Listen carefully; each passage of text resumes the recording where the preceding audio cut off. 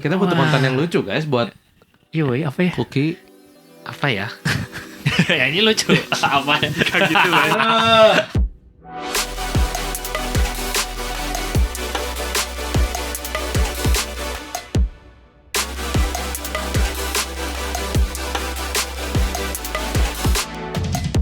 Hey guys, welcome to Cool Down, the podcast that helps you unwind after a long day. Join us as we discuss the world's most intriguing topics from the perspective of us three noobs. Kembali lagi guys sama kita, gue Herbert, ini Alex, ini Kevin di Cool Down Podcast episode 3.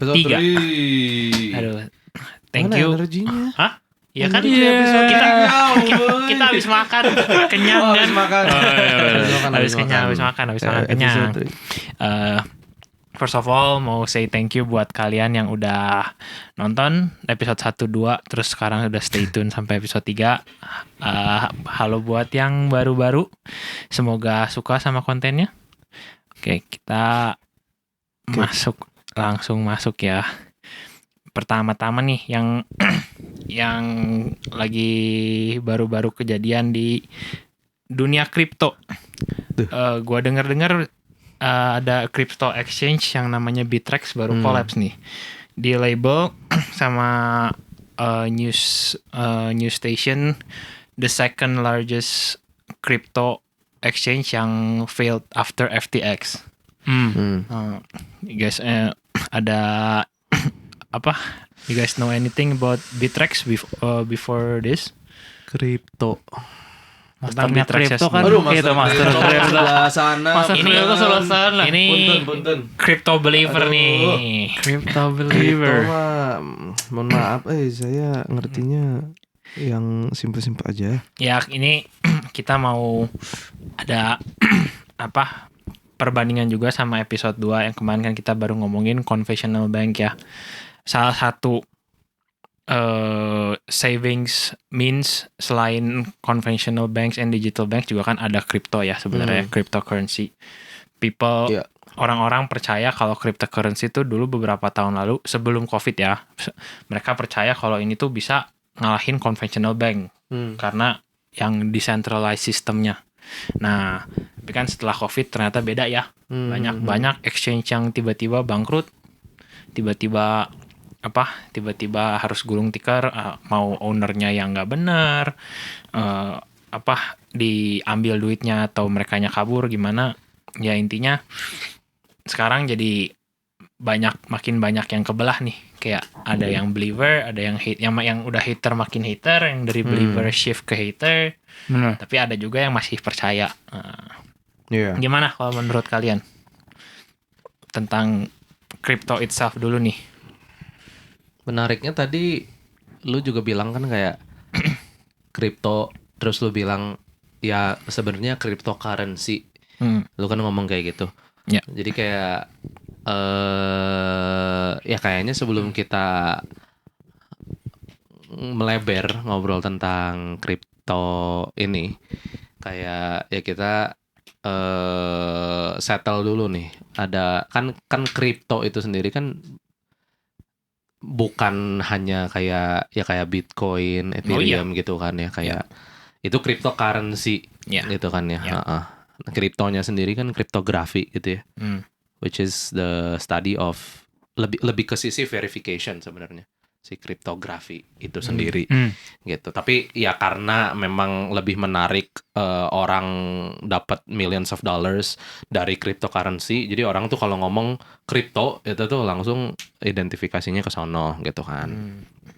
Tapi kalau masalah yang Bittrex ini jujur aja gua nggak terlalu ngikutin ya dia masalahnya kenapa, tapi kayaknya main issue-nya itu dia tuh kena sue sama SEC, which is the Security and Exchange Commission, for operating as an illegal stock exchange gitu. Jadi di sini isunya tuh legality.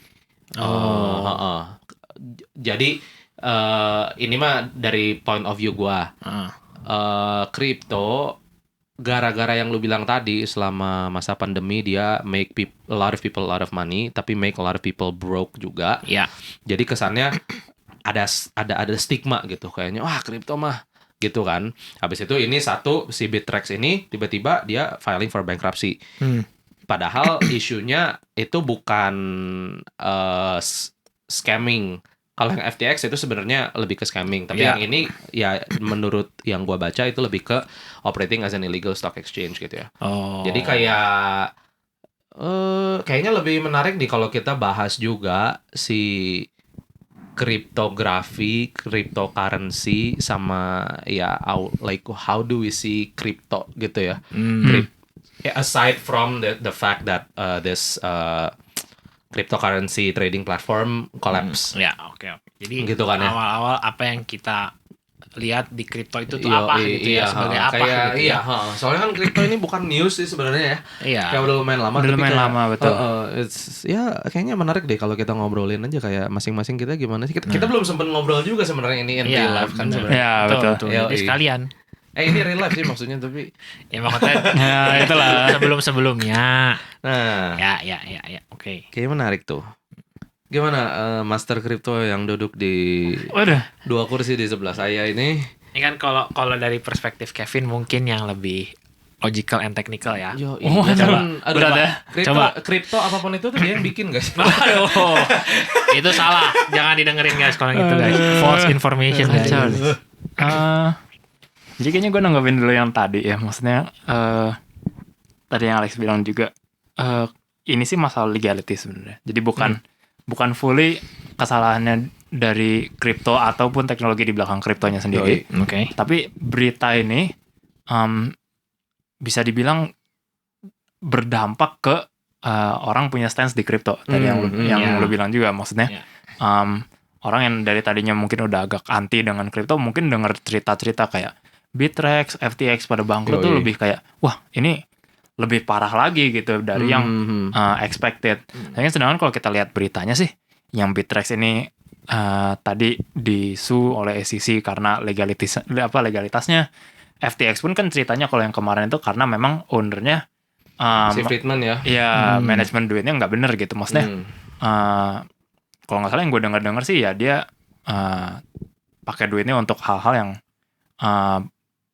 yang lain gitu ya. Maksudnya bukan untuk growing company-nya atau bukan untuk aset gitu. Mereka bilang company spending padahal luxurious. Betul. Jatuhnya kan itu ke liquidity gitu. Nggak bisa bayar orang.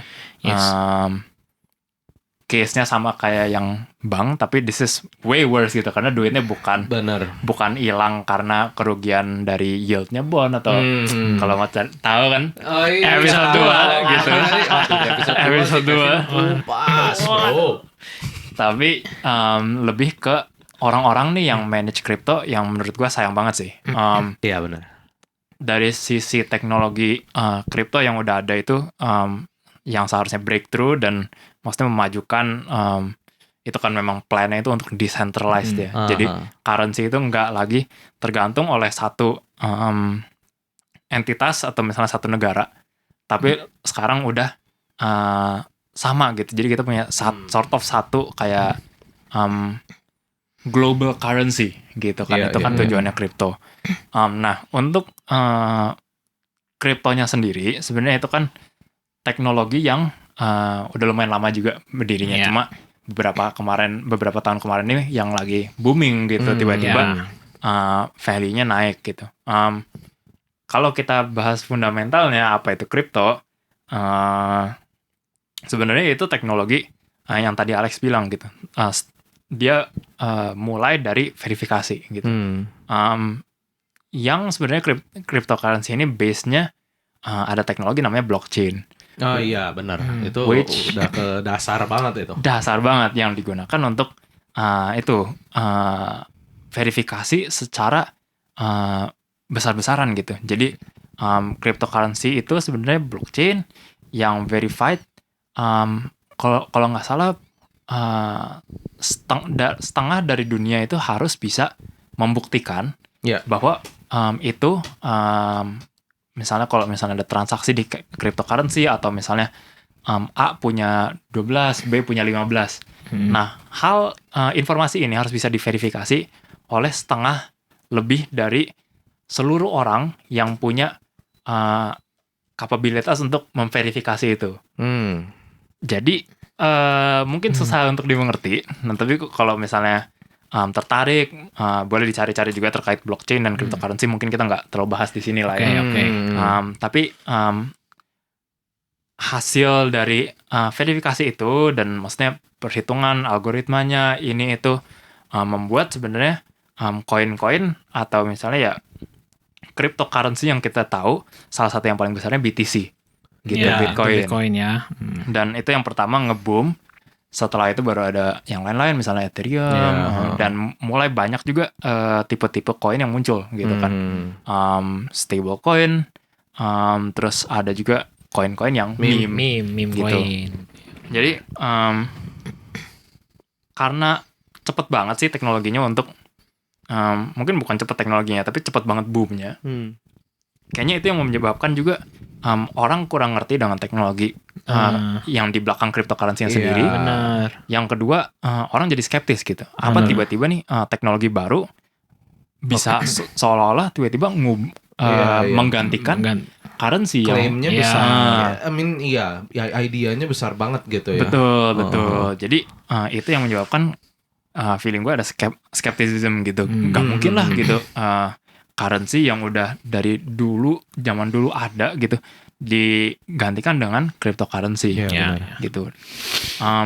Sebenarnya dari segi teknologi atau sainsnya oke banget gitu maksudnya.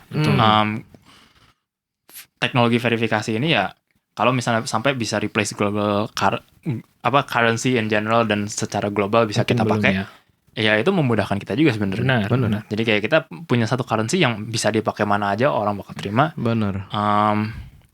Sikat cap.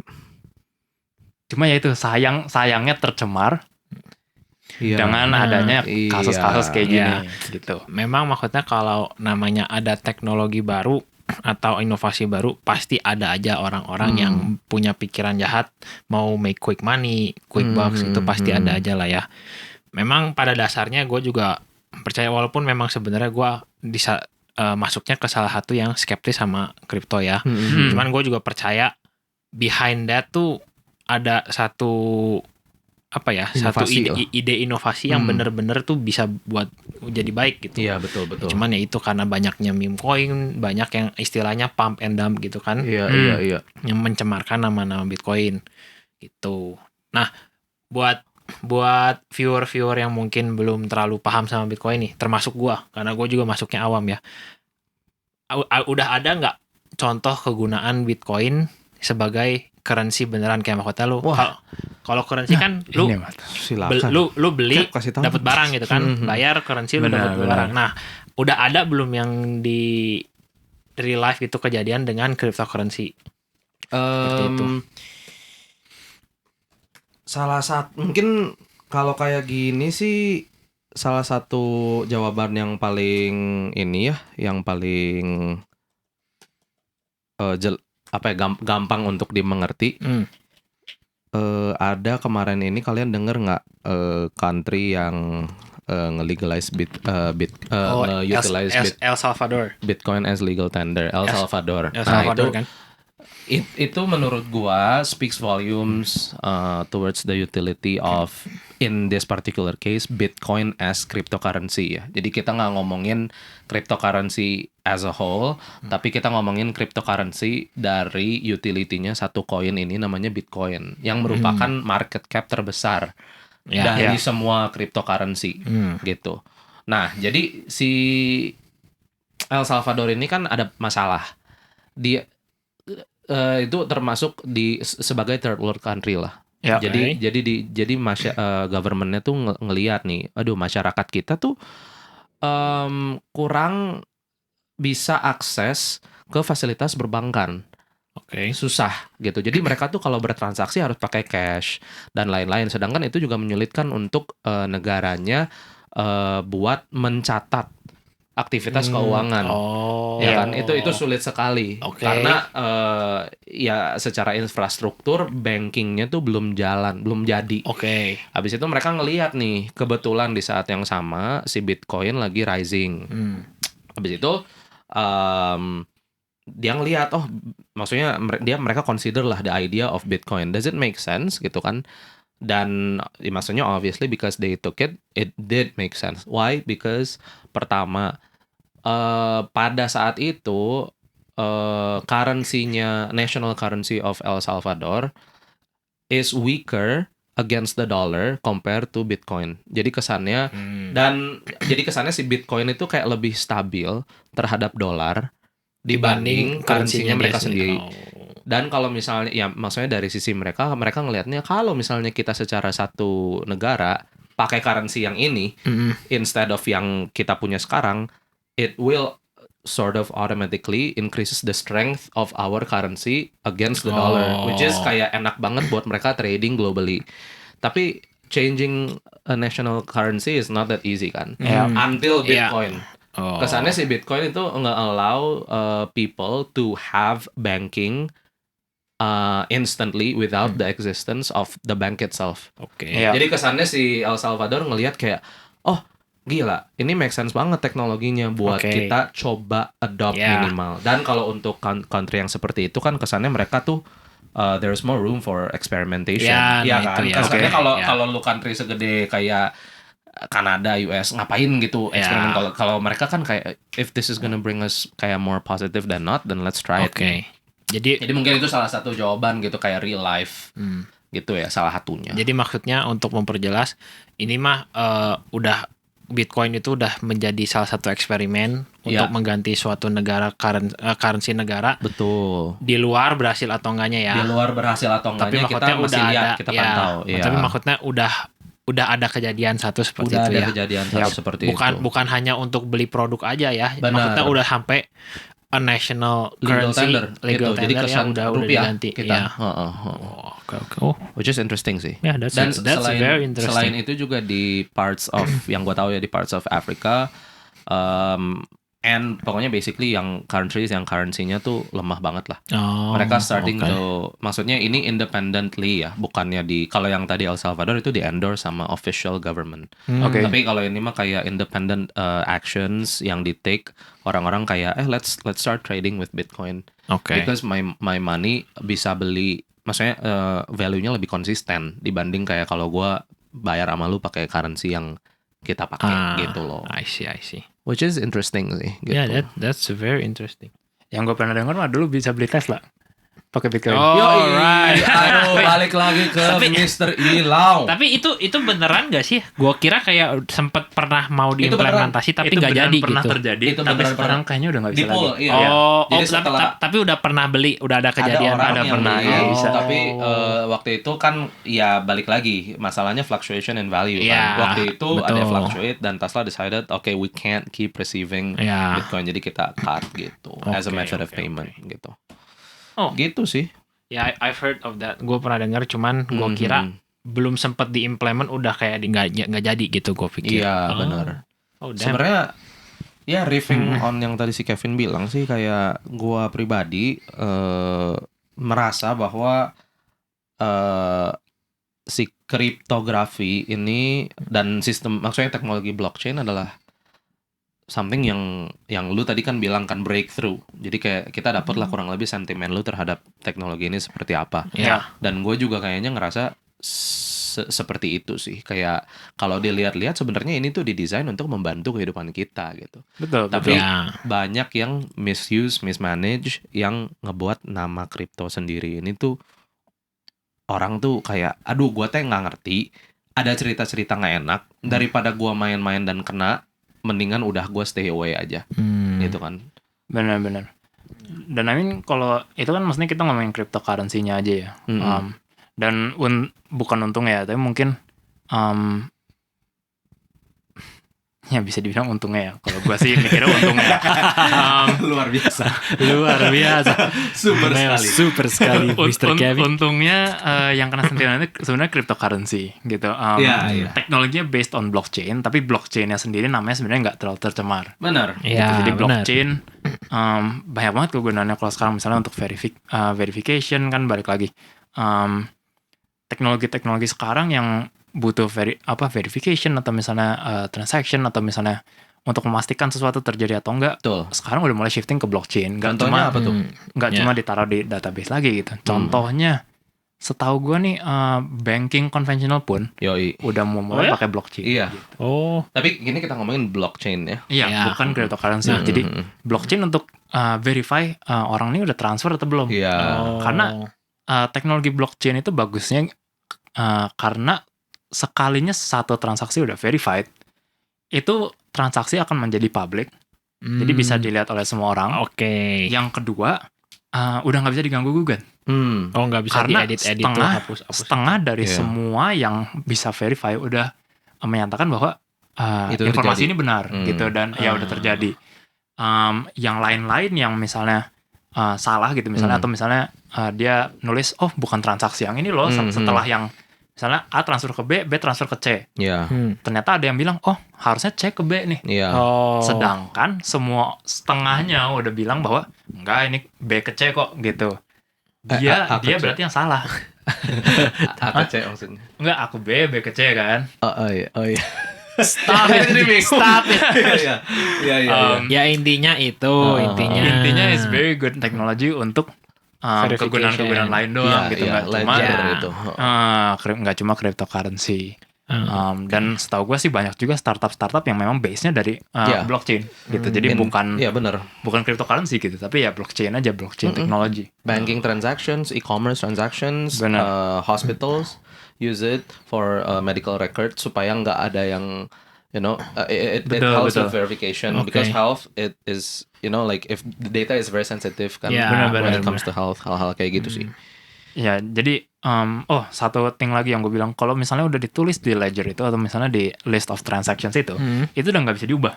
Ya, jadi it's either ada entry lagi yang bilang ini mau diubah, tapi yang atasnya mah udah nggak bisa diubah. Jadi once it's written, it's there. Kita bisa lihat. Kita bisa lihat historisnya juga. Gitu. Kalau kayak dihapus pun masih ada archive gitu-gitu. Nggak bisa dihapus. Jadi itu bagusnya blockchain. Karena nggak bisa dihapus, nggak bisa dimodify yang udah terjadi. Ini nggak bisa. Jadi ada yang namanya jejak digital ya. Betul. Jejak digital. Tapi jejak digitalnya bisa diakses sama banyak orang. Jadi itu jadi nge-help juga kan verifikasi gitu. Jadi kalau maksudnya kalau yang gua tangkap bisa lower the risk of criminals juga ya. Maksudnya kayak transaction gitu. Kalau semuanya udah pakai blockchain nih, jadi kan kelihatan kan. Or if not lower, traceable. At least traceable. Kan, jadi minimal itu tuh bisa di track gitu. Betul. Oke. That's interesting. Ya very, apalagi very buat gue yang nggak terlalu gimana di crypto space atau blockchain gitu. Itu interesting sih. Apalagi yang contoh tadi bisa jadi a national currency is very very extraordinary. Pertanyaannya gini, kita masih hold BTC nggak? Dulu atau anything. Perjalanan kripto kalian seperti apa? Teman-teman juga menarik sih. Kalau gua pernah nyisihin sedikit tapi ke koinnya waktu itu gua awam banget ya. Jadi gua ikut-ikutan temen doang. Rame banget waktu itu mah. Waktu itu rame banget. Ini naik nih gua make segini. Aduh gua udah lupa namanya. Gua kasih tautannya kayak literally overnight kan kalau kripto itu kan marketnya 24 jam ya. Enggak kayak saham gitu ya. Gua tinggal tidur, besoknya udah literally hilang 90% gua kayak udah. After that gua nggak even main lagi. Dan make sense kan, kayak bayangin kalau kita lihat orang ngasih duit terus overnight hilang, nggak ada yang mau percaya sama maksudnya ya kripto kesannya satu benar sama dia langsung di. Iya. Kalau Mr. Kevin gimana nih Mr. Kevin? Kalau gue sebenarnya menarik sih journey gue dengan kripto ya. Gue tuh inget satu masa udah lama banget sih di mana BTC itu harganya Rp5.000. Cuma ya maksudnya jadi gini, kalau dulu itu Bitcoin masih regarded sebagai ya apa sih ini gitu kayak. Bentar, sekarang Bitcoin harganya berapa? Wah, mungkin ratusan juta ya. 400-an bro. 400-an sekarang. Dan lu 5.000. Dulu sampai 5.000. Gue ingat karena dulu itu gue mikir ngapain nih gue beli gitu, mendingan beli gorengan. Waduh. Pada zaman itu. Soalnya kan pada zaman itu ya belum bisa dipakai buat apa-apa loh Bitcoin. Maksudnya benar. Nggak terlalu jelas nih si Bitcoin ini bakal gimmick. Nggak jelas nih ini bakal buat apa koinnya, dipakainya buat apa nanti. Ya siapa yang tahu. Sekarang harganya jadi segini ya. Itu udah lewat. Terus gue kuliah, gue sempat coba trading di kripto. Itu zaman itu Bitcoin masih 50 jutaan. Oke, udah lumayan. Udah lumayan. Lumayan tapi ya itu Ya, juga masih sakit ya. tapi tak berdarah itu. Iya, benar. Jadi ya orang awam trading lah ya gitu, iseng-iseng masukin gitu. Dulu banyak lah kan mau cepet untung ya gitu kan kesannya. Jadi masuk-masuk ke koin yang kurang stable lah dibilangnya gitu. Mungkin mirip-mirip kayak gue lah ya. Benar. Nyoba-nyoba. Siapa tahu Nyoba-nyoba, gitu ya. kan jackpot. Ada sih sekali 2 kali memang lumayan gitu untung. Tapi ya sisanya sih rugi. Akhirnya di situ gue cut loss. Gue ambil semua tuh cash gitu. Maksudnya Bitcoin. Mata Atau- kripto. ya pokoknya kripto. gue liquidate semua kripto Oke, gue kripto, balikin ke oke. rupiah gitu. Berarti lo invest in multiple currencies dong. At that point. Iya, iya, iya. Bitcoin dulu tuh Ethereum sempat ini, terus apa lagi ya? Wah, lupa sih kalau nama koinnya sekarang ya. Iya. Oke. Tapi kalau gua rasa sih memang cryptocurrency not for me gitu. Jadi maksudnya gua pribadi better di Bursa Efek gitu contohnya. Bukan karena gua nggak suka kriptonya gitu. Betul. Dan benar. gue juga ya nggak terlalu against kripto, tapi buat gue sih risknya terlalu tinggi gitu. Karena di marketnya sendiri, satu itu dia 24 jam gitu, 24/7 kan. Yang kedua regulasi untuk tradingnya nggak jelas. Benar. Gitu. Jadi itu mau dari 100 nilainya jadi 1, itu tuh nggak ada yang berhentiin gitu. Beda dengan ya stock exchange gitu kan, mereka kan ada istilahnya kalau rugi pun sehari itu cuma bisa rugi berapa persen gitu. Soalnya Kalau- di stop ya. Benar, ada badan yang nge-stop nih. Nah kalau kripto kan nggak ada Iya. gitu. Jadi for me sih risk profile-nya nggak setinggi itu. Makanya gue nggak pegang lagi kalau sekarang. Nah, kalau lu Lex gimana? Nah, ini Aduh, Mr. kalau Bitcoin kalau ini. Ini tabungannya Bitcoin mungkin Gua- banyak sekali nih. Gua tuh nggak sebenarnya jujur aja pas lo bilang gua nggak terlalu against, gua nggak for itu, gua resonate jujur aja. Benar, oke. Cuman balik lagi yang lo bilang bener, ini masalah risk appetite, ya kan. Dan satu hal lagi yang mau gua point out, itu mah nanti lah pokoknya cerita gua nih sama kripto ya misalnya nih. Gua mirip-mirip sama lu tapi gua kayaknya way after. Lu kan denger pas BTC 5.000. Iya. Gua denger pas BTC itu sekitar 90 jutaan lah. Oh iya, Jadi oke. ya masih di situ lah. Waktu itu tuh bos gua tiba-tiba ngadain all hands meeting dan dia briefing semuanya tentang blockchain, cryptocurrency, dan lain-lain. Habis itu ya dia maksudnya not financial advice, dia bilang cuman kayak dia bilang ya look into this gitu, this might be a good investment. Ya maksudnya dia mah just as a good boss sharing lah hal yang dia tahu. Ya gue waktu itu masih fresh of college banget kan, my first job ever, terus kayak ya kayak lo lah, gue mendingan gue makan di mana kayak gitu tuh duit daripada gue pakai ini kan. Jadi ya I didn't buy gitu sampai gua beli tuh ya maksudnya mulai itu kayak pas dia ada di berapa ya, 300-an lah. Oke. Kurang lebih lah.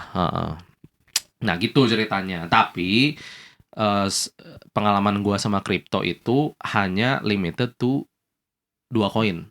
Maksudnya 2 currency, BTC sama Ethereum doang. Ya, oke. Gitu. Buat yang nggak tahu, BTC sama Ethereum tuh pokoknya salah 2 yang paling market cap-nya paling besar lah gitu kesana.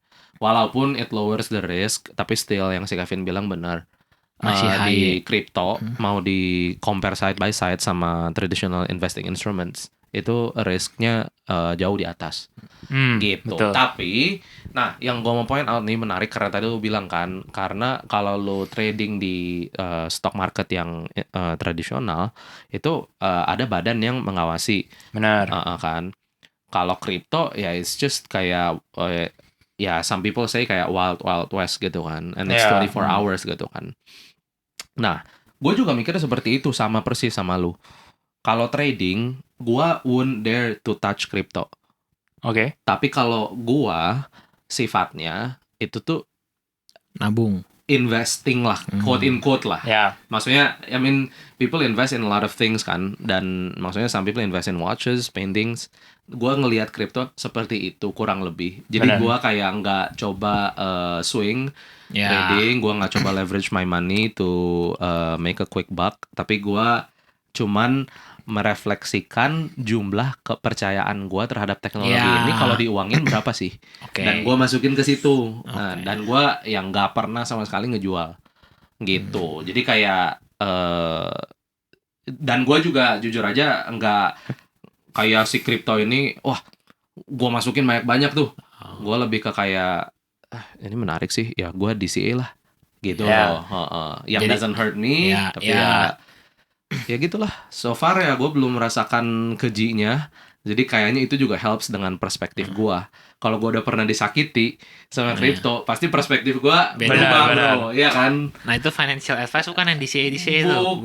DCA nggak tahu tuh. Tapi kayaknya DCA jujur aja itu general investing advice. Ya tapi benar. Mau DCA kemananya itu nggak ada lah. Itu ya, bukan financial advice. Intinya kalau misalkan mau nyoba something yang risk profile gede, jangan maksudnya siap-siap untuk kehilangan uang itu kan. Jangan berpikir kayak wah gila ini si orang itu dapat segini nih. Berarti kalau gua masukin segitu pasti kayak gitu. Wah, nafsu. Iya itu. Benar-benar. Dan ya at your own risk lah ya. Gitu maksudnya. Iya. Kita invest kayak gini kan nggak ada yang tahu nih bakal naik bakal turun. Benar. Jadi at your own risk lah kayaknya itu yang paling penting. Always Dior kan. Do your own research. Yes sir. Gua kira Dior apa? Always buy. Ntar product place. Jangan dulu. Kan kita belum dibayar. Bener. Aduh, jadi kalau ada yang mau sponsor, sama. God damn it, we need to buy. Ya udah, kita masih di realm tentang teknologi ya. Teknologi yang ada potensi untuk nge-replace something conventional. Yang baru-baru ini lagi hype. ChatGPT ya, atau enggak yang punya Google juga ada namanya apa, Bard ya. Bard baru kemarin ya. Mereka baru announce ya di Google I.O. itu ya. Kalau mereka berarti bukan kemarin ya. Kayaknya kalau bakal baru-baru ini lah pokoknya lah. Baru-baru ini kayaknya mereka open ke publik untuk bisa coba. Nah itu gitu. Nah maksudnya sama kayak cryptocurrency yang mencoba untuk gantiin conventional bank atau currency apapun itu, ini juga ada chance buat nge-replace beberapa human jobs ya. Yoi. Seperti yang mungkin udah ada kejadian. Silahkan kalau ada yang mau nambahin yang apa tuh kejadian soal ChatGPT atau Google Bard. Kalau setahu gue sih ada cerita ini orang punya anjing. Santai dong, jangan kasar. Waduh. Aduh. Kasar Kevin ini. Orang punya anjing. Oh iya. Gitu ya. Guguk ya. Orang punya guguk. Itu suaranya. Iya terus. Orang punya guguk ini guguknya sakit. Diperiksa ke dokter. Dokternya kurang jelas nih diagnosa. Dokter kurang jelas diagnosanya. Lu kira apanya? Gue kira dokternya kurang jelas. Belum beres. Santai dulu dong. Kurang jelas diagnosanya. Sedangkan si guguk ini udah diperiksa, maksudnya udah ada blood work-nya, udah diperiksa kadar ini itunya. Akhirnya apa yang orang ini cobain itu, dia masukin blood work-nya ke ChatGPT. Dia bilang, guguk gua nih lagi sakit. Ini blood work-nya, symptoms-nya kayak gini. Kira-kira possibility penyakitnya apa aja gitu kan. Jadi kalau nggak salah gue lupa sih kronologisnya gimana, tapi kalau nggak salah ChatGPT bisa sampai untuk diagnose anjing itu punya penyakit apa. Akhirnya dia bawa diagnosa yang dari ChatGPT itu ke dokter hewannya. Dokter hewannya akhirnya ya setuju gitu bahwa memang penyakitnya ini. Itu oh my god. Jadi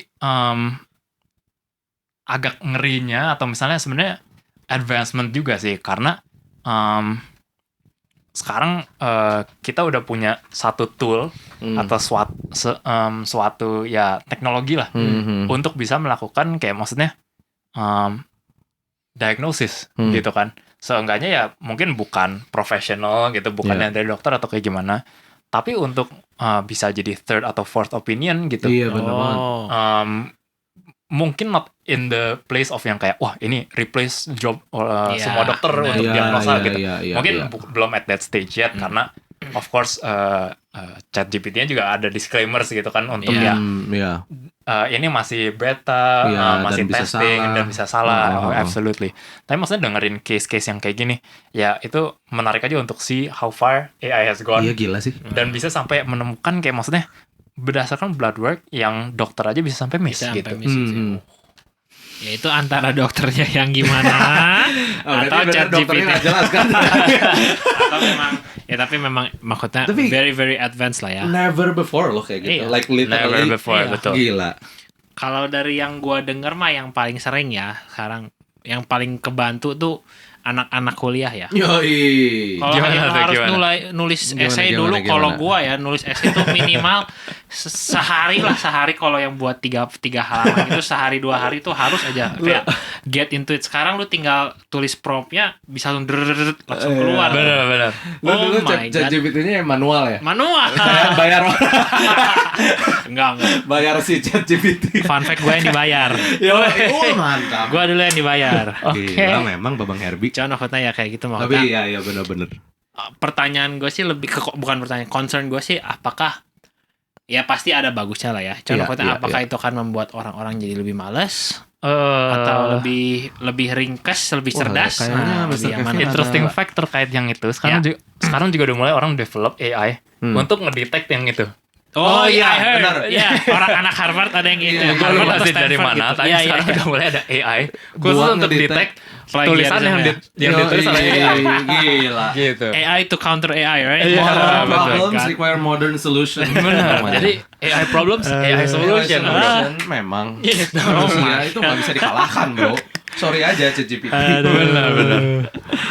Tapi ngakak sih itu. Itu ya gue pas denger itu kayak ngakak lumayan sih kayak it's very ironic gitu. Betul. I think to add on that ya, ChatGPT itu kan teknologi salah satu yang kayak maksudnya kita kasih prompt, dia kasih balasan in terms of text. Ada juga teknologi menggunakan AI namanya Stable Diffusion.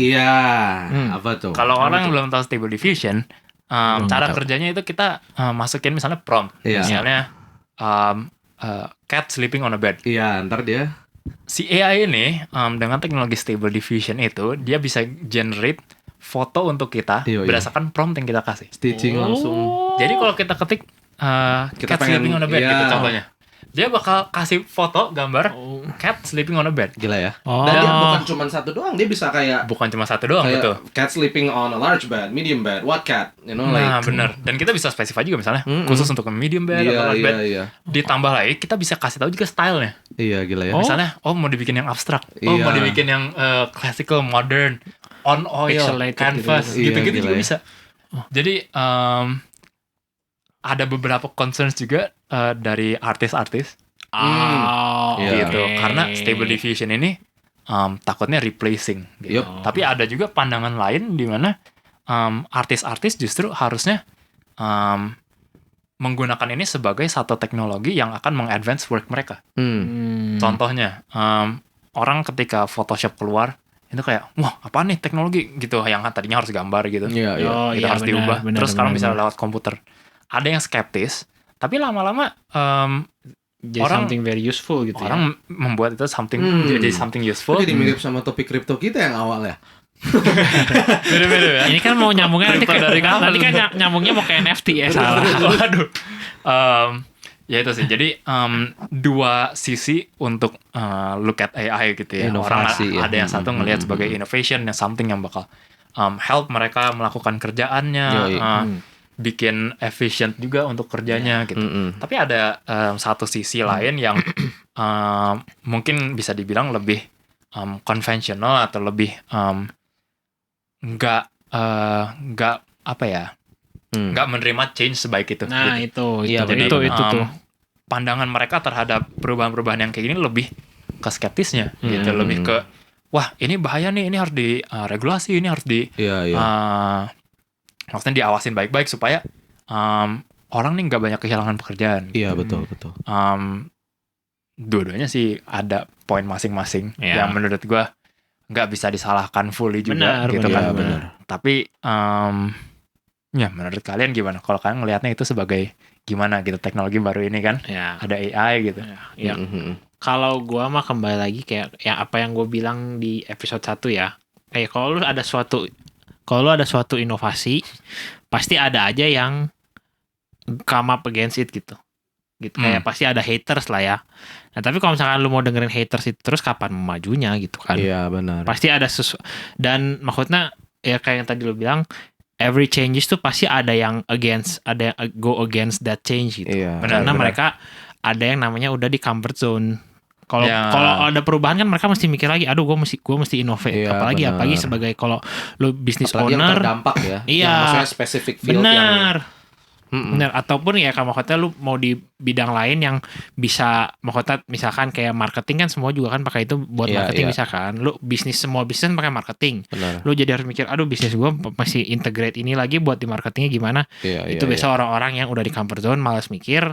Jadi they go against the innovation. Tapi ya kembali kalau lu sebagai innovatornya lu dengerin itu semua, ya lu gak bakal maju-maju. Jadi menurut gua mah ada teknologi ada teknologi baru ini sesuatu yang bagus.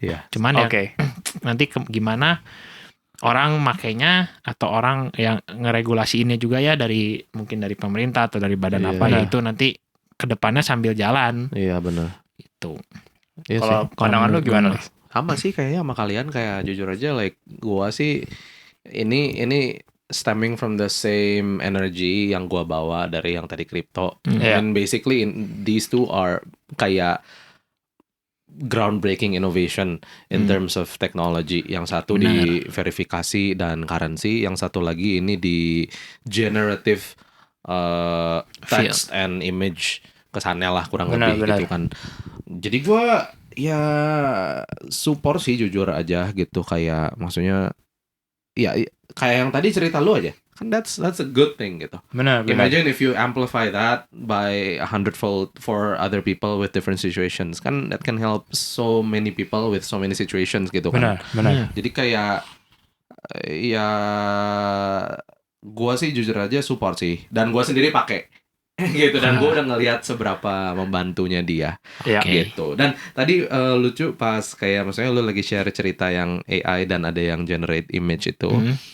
Tahu nggak kalian? Nggak tahu. Ada yang sempat menang. Jadi orang join a state fair competition.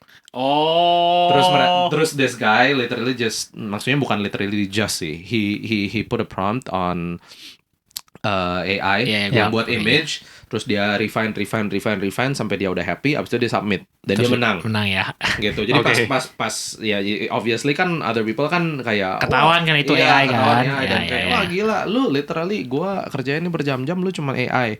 Itu salah satu cerita lagi di mana bisa ngasih lihat other side of the coin. Ada satu lagi yang nggak tahu ini kalian tahu apa enggak, Cosmopolitan, tau nggak the magazine, the magazine. They were the first, I think, the first magazine who, kan Cosmopolitan biasanya tuh di depannya selalu orang yang maksudnya orang tenar, body goals lah ya, populer atau kaya atau gimana. Mereka kemarin ini sempat ngeluarin isu pertama yang pakai AI generated image as the front cover of Cosmopolitan gitu. Jadi mereka kayak generate this space kayak apa sih namanya, astronaut walking on the moon, kayak keren banget image-nya, terus ternyata mereka reveal itu AI, terus everyone kayak gila banget. Tapi kayak ya balik lagi gitu, kayak dipakai sama Cosmopolitan untuk nge-generate front cover gitu. Benar. Itu tuh nggak maksudnya to be on that front cover cost a lot of money and it's not easy. Tapi kesannya kayak they took a chance with AI dan hasilnya keren gitu. Jadi kayak menarik lah menurut gua. Oh damn. Iya kan? Tuh. Kayak cewek. It looks realistic ya. Iya. Jadi kayak cewek, kalau nggak salah promptnya a woman walking in power from a low angle on the moon with a spacesuit, kayak gitu. Jadi kayak keren sih menurut gua cara. Maksudnya ini menurut gua salah satu contoh brand-brand yang nggak resistant to change. Mereka embrace, mereka innovate, dan jadi something yang bisa pull attention juga kan ke mereka. Benar. Dan ya kita from history gitu juga kita tahu lah ya, maksudnya brands atau ya apapun itu companies yang reluctant untuk innovate, ya mereka nggak bisa maju. Biasanya iya. Benar. Udah berapa banyak kan waktu kita lihat ya. Yang tadinya sukses, tadinya konglomerat, terus nggak mau, ya itu nggak mau keluar dari comfort zone yang lu bilang tadi. Iya ya udah mereka stuck di situ atau enggak ya even worse goes downhill gitu. Ya. Dan I think jelas banget AI is the next big thing ya. Iya, maksudnya itu kalau kita lihat ya ChatGPT salah satunya, tapi Google juga developing dan kita belum tahu ya Apple kayak gimana untuk AI mereka. Kalau mau tentang Apple episode 2 guys. But we'll see ya, maksudnya AI ini berkembangnya akan kemana. Kita udah lihat beberapa breakthrough sih cepet banget terjadinya. Jadi yang sebenarnya agak mengerikan juga, kita nggak tahu nih. Kalau misalnya ya seolah-olah kita kayak just let the cat loose gitu ya, maksudnya cat out of the bag. Cat out of the bag gitu. Kita lihat aja dia kemana gitu. Iya benar. We don't know how far this will go, si AI ini. Mudah-mudahan it will go to the maksudnya lebih ke benefit gitu ya, benefit human ini gitu. We also know kayak maksudnya AI bisa banget ada potensial untuk dipakai untuk misuse lah. Iya, benar banget tentang itu, tapi ya itu mungkin untuk another episode. Ya pokoknya intinya saran dari kita mah kalau ada sesuatu yang something innovation yang baru, ya kita juga tetap harus pakai our common sense lah ya buat judge kalau itu bener nggak gitu-gitulah. Pokoknya intinya jangan sampai kita juga kejebak juga gitu sama orang-orang yang mau mempersalahgunakan si innovation itu. Be careful gitu ya. Careful out there. Banyak banget ya seperti itulah. Ya dan also fact check sih menurut gua kayak yang didengar coba dicek dulu kebenarannya gitu, bener atau enggak, karena di era ini kayaknya banyak banget orang yang bisa spread misinformation, apalagi teknologi baru ini yang mungkin kita belum fully understand. Better untuk refer ke source yang memang udah terpercaya gitu. Jadi untuk bisa mengerti lebih dalam, better ke resource yang udah trusted gitu sih. Dior. Pokoknya bukan not even take it with a pinch of salt lagi ya, take it with a jar of salt. Benar. Dan Dior. Dior. Oke. Dior, if you give us the bag. Wait, what? Hey, you don't need subscribe. Oke. Think buat episode ini sampai situ dulu ya guys. Oke. Thank you buat kalian yang udah nonton sampai sini. Jangan lupa kalau suka sama kontennya di like, subscribe. Kalau enggak juga nggak apa-apa. Kembali lagi kita mah nggak pernah maksa. Dan kalau ada yang mau didiskusiin, tulis di kolom komentar. Kalau memang kita deem itu very interesting, kita bakal masukin di episode selanjutnya. Thank you guys for listening in. We're signing out. God bless. God bless. Bye.